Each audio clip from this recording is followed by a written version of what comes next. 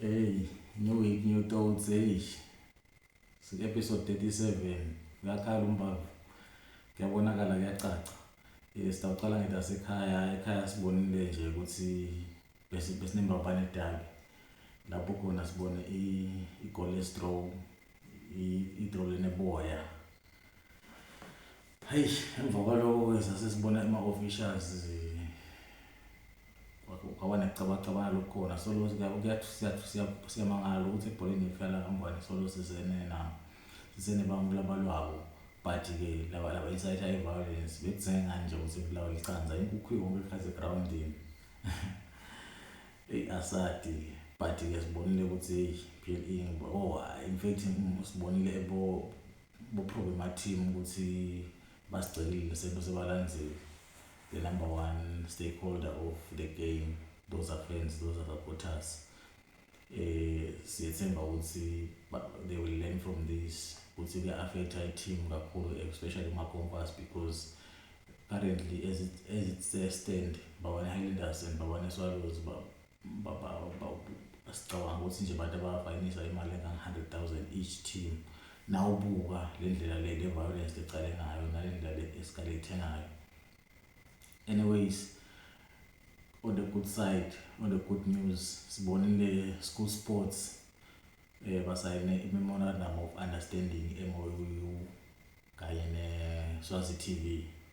Lokho ukuthi sesitawukhona ukubukela boKhokhomelo nebhola yena ukuthi kumabonakude sihleli ekhaya sibukele ibhola onke ama-sports cishe onke ama-sports but wena kusho ukuthi sitawubukela onke yini but nje sitawukhona ukubukela ibhola itawuvetwa siyabonga ku-Instacash ukuthi aqhubeke asponsorishe ibhola yabo Khokhomelon.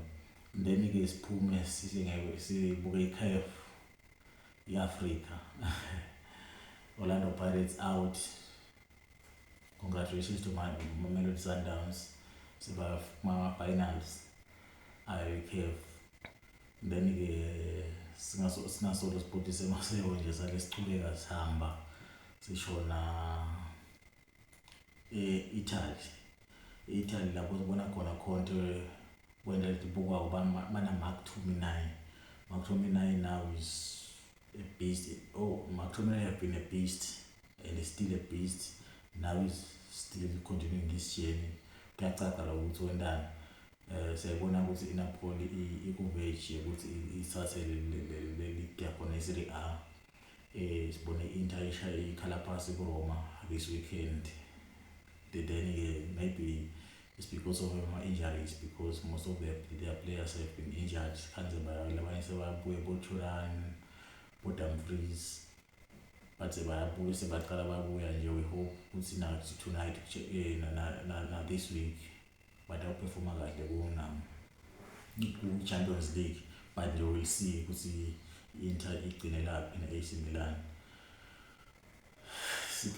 Sigijime siye eGermany siyabona ngombiko tibe Bayern Leverkusen ne-Bayern Munich. They are competing for the league title nakhona. We'll see ukuthi ikhamba kanjani, but nje asathi ukuthi ikhamba utayina yini bana Hurricane, but there is a possibility ukuthi bayiwine because they are currently number one local leaders. But Bayern Leverkusen as the defending champions are a big pass nayo, especially because most coaches bafuna ukuhamba on a high note, like Xabi Alonso siyamati ukuthi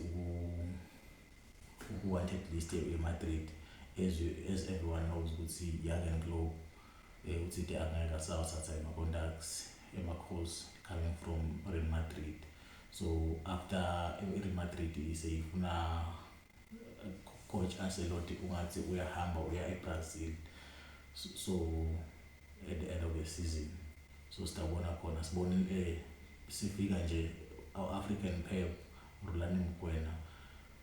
We have the possibility ukuthi utawuhamba ku-Club World Cup ayofacana na the real Pep Guardiola ku-Club World Cup with his team.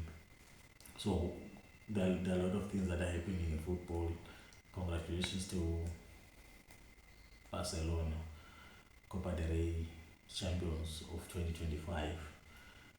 Siyabona lo ukuthi hayi iBarcelona ikhombisa-ke isala le-Real Madrid and coach Ancelotti bekubeka kwaveta phambili into yokuthi if Real Madrid want to win trophies in Spain, they have to make sure that they are able to beat Barcelona ayidlala. Unfortunately, still Barcelona this season iyakhombisa nje beyisa ikhombisa ubani isadlala esingetulu Kunde loyo. So there are a lot of moments and there are a lot of things. Real Madrid has turned everything. You know, so more like a cry babies. If you can say Vinicius Junior, this thing, lower that is happening. Like in Japan, from the officials, Borafela and the officials could say, Kuna, official game, was officiated for the past weekend, Baba, Bokotema conferences, at least, a lot of things that Real Madrid are doing. No matter Baba must spoil pride, no matter when they are. But even Barcelona before have been crying about Tebas, and we don't know who's when they are. But I think the issues at Barcelona are cool. Early case about financial fair play, some balances and Kwabo, siyabona lokuthi my team. Then going to England, we all know ukuthi currently the most successful team in England is Liverpool. Congratulations to Liverpool. We know ukuthi Liverpool in the past 5 years we won 2 league titles. Everyone knows. Lenza by 30 years now bani asiva usiqala kuphi kubala but Liverpool have won 2 league titles in 5 years. Yake club wayewina during COVID. Baye basho badlala basile abanye abantu bebagula. Liverpool iyabaqinela bangazi begula yona immune to COVID. Yona beyinga-affected ayenza by COVID. Then now by winning Liverpool ayika-face competition. Utibute ukuthi ayika-face njani competition because ishinje coach. Mikel Arteta have been a coach for some time who Arsenal and Bambe Capil in the market in the last summer. Even in January he had a chance to sign a striker. Unfortunately he opted against doing so. So those are things that they Mikel Arteta and yes, injuries are there, affected them. But Arteta has to sign a striker. When time comes, I might have to sign a striker. Nalokunye sibona umgekho ukuthi most teams are now trying to compete for top 4 because they want to qualify for Champions League. Okay, next season we'll see Liverpool in the Champions League. Definitely we'll see Liverpool in the Champions League. We will see Arsenal in the Champions League. Those are teams that I'm sure about who will start winning Champions League. Then we might see Manchester United in the Champions League. We might see Chelsea in the Champions League. Okay, Chelsea will be playing the Club World Cup. Manchester City down the Club World Cup. And then Chelsea didn't have possibility of sigcina siyibona idlala ku-Europa League because nyalo nje yona i-Conference League isethenbeni kakhulu Conference League banabo-Tottenham basethenbeni. So there is competition. We might see finals English teams ku-Europa League, Manchester United ne-Tottenham United, Tottenham Space. So ngaba kanjalo Postecoglou ngathi utoba netinkinga.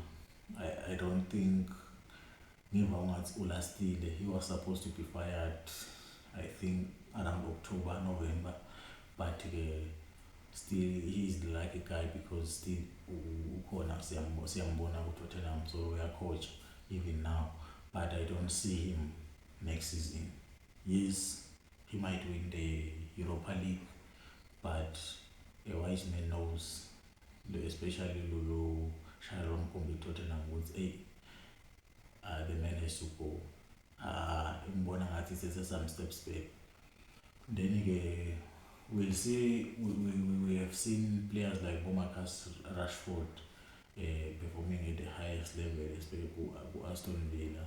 Raises questions, are they going to be offloaded by Coach Amorim or not to Manchester United? But the Coach Amorim recently, especially players like Casemiro, they have come to the party when needed to play and they've shown maturity, leadership.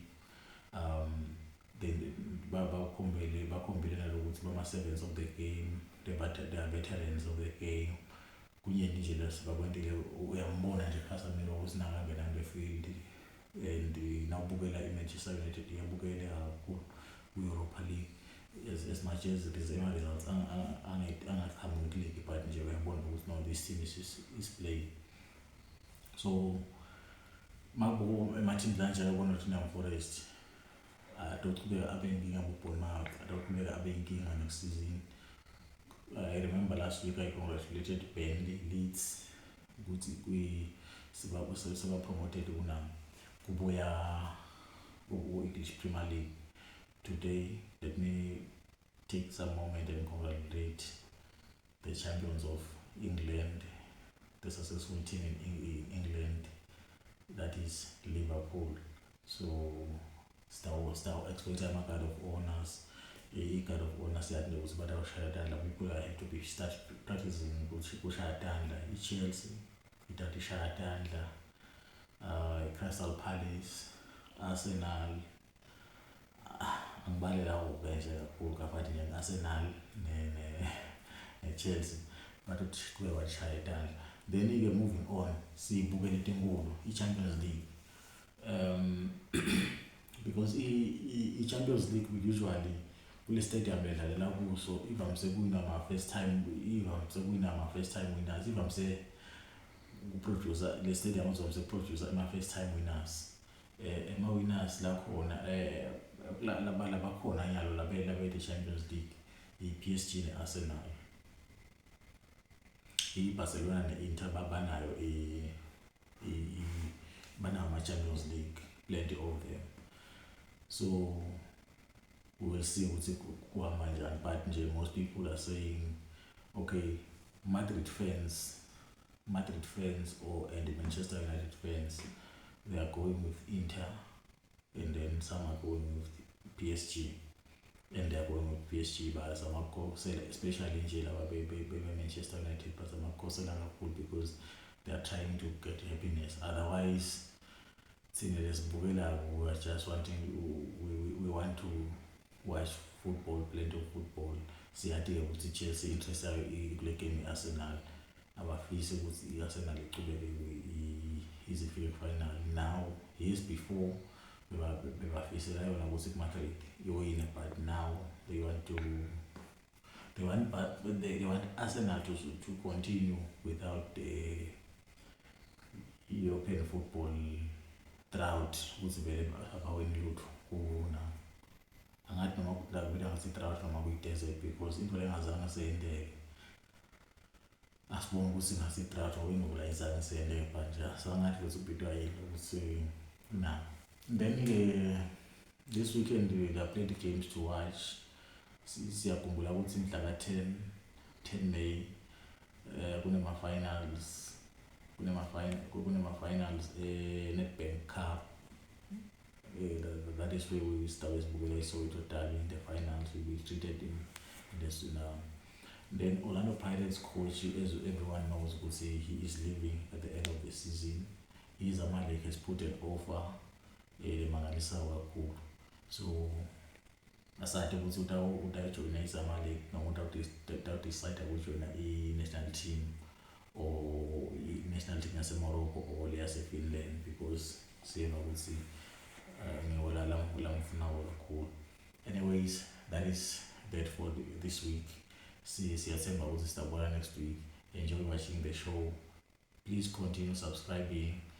Nalabanye labafisa ukuthi le show sicela baqhubeke baxhumane nathi. We are ready to host them in our show. Siyabonga. See you next week.